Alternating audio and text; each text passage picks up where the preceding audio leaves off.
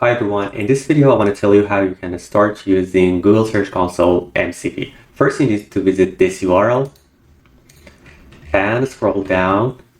So the first step would be getting our Search Console API access. For this purpose you need to go to Google Cloud Console, and then when you open the link you should create an account or sign into your account. From here click on select a project, then new project, call it something like GSC API, and create it. After creating the project, just select it, and just to show you another way, you can select the project from here as well. So now the project is selected. Click on this menu, API and Services. Then type Google Search Console here and click on the first result. Enable the Google Search Console API. When it's enabled, click on Credentials. Create credentials and select service account for this purpose. Now you can choose a name for your service. So for example, I will call it MCP GSC and continue. Select the role as owner and done. Now click on this email address, select keys, add a key, create a new key, and save it as a JSON file. Now we'll close this. Now we'll go back. You can see this email address. This is very important. We just want to copy this, go to Google Search Console, settings, users and permission, add user, paste the email address, give it full permission and add it. When you add it, you will see the email is added here. We're done with the first step. Now we need to install some required softwares. The first one is Python, then we need Node.js and Claude Desktop. I will start by installing Node.js. So go to the URL, download it, click on the installer, and let it install Node.js on your computer.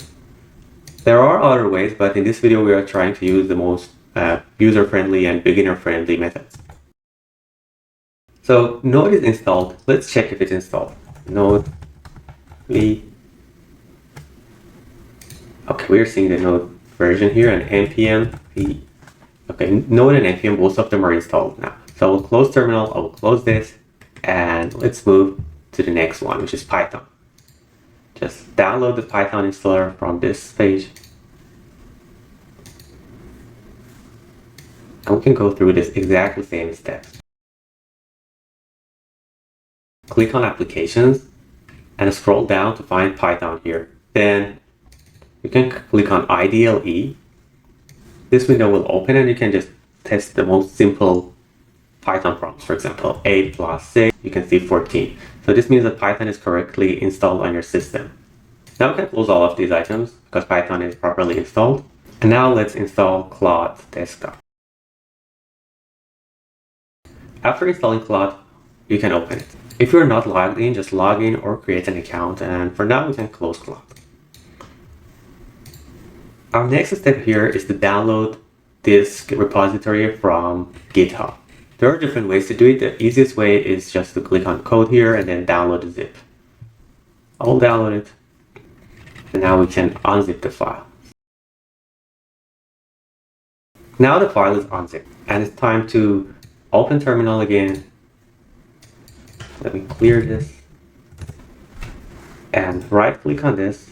Press Option button to copy the path name and write cd and paste the path name. Now we are directly in the MCP folder.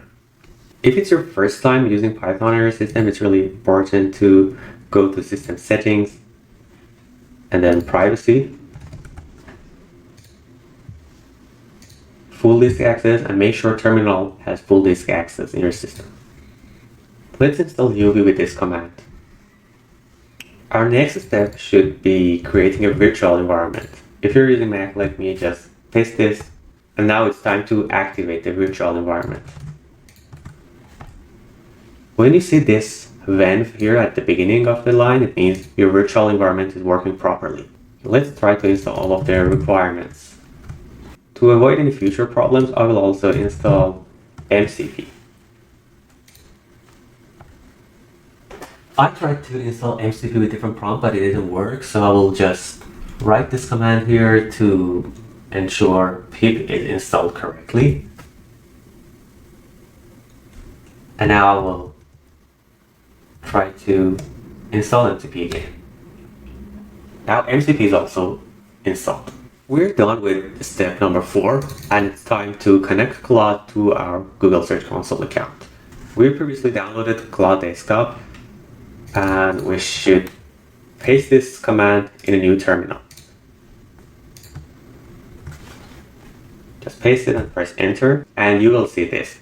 Then copy this text, open a text editor, just paste it, and open the folder that all of the files are there. So for me, it's this folder. I need to open this and get the full path to this file. We'll just copy it and we'll paste it here.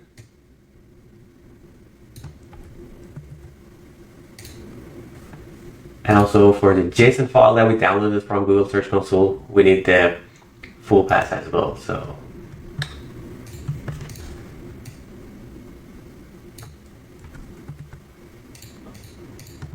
let's copy this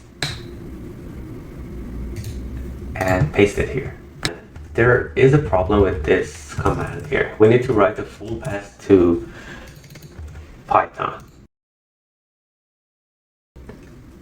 Now here, you only need to add this part to the folder location and replace that Python with it. Now I will press Ctrl X, I will save it, and let's run Claude again. Here, Claude is opening, and now we're seeing 17 MCP tools are available. Okay, the fun begins now. So let's try a few prompts and see how the tool will work. I provided some sample prompts at the bottom of the README file, so we can use those.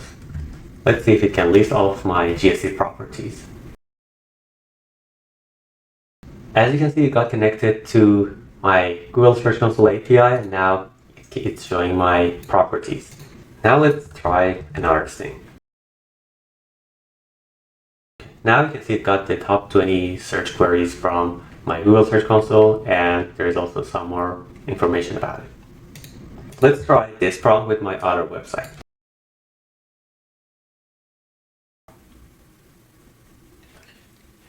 Now you can see the visualization is ready, so it's showing the performance overview over the last 28 days, the CTR trend or position trend. Some of the performance anomalies are highlighted here, and device breakdown is also here, really interesting. And now let's try another feature. So for example, we can inspect URLs.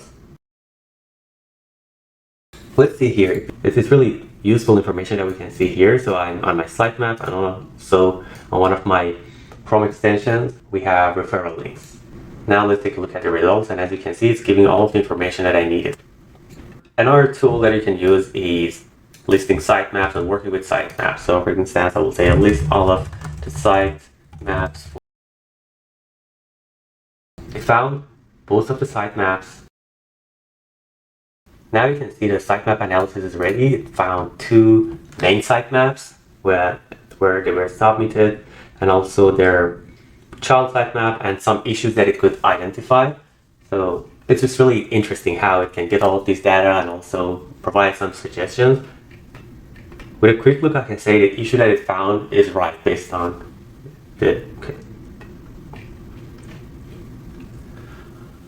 Now let's take a look at some other features that we can use. For instance, comparing the performance in January. Okay. Now let's take a look at another interesting feature. For instance, comparing search period.